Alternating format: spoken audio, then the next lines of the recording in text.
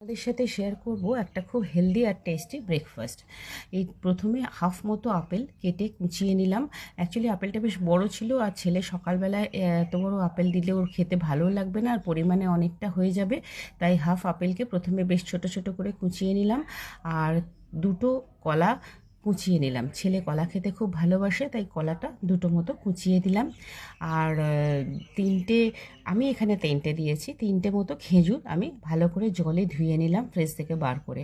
আর চারটে আলমন্ড ভেজানো ছিল, ওই সোকড আলমন্ড দিলাম।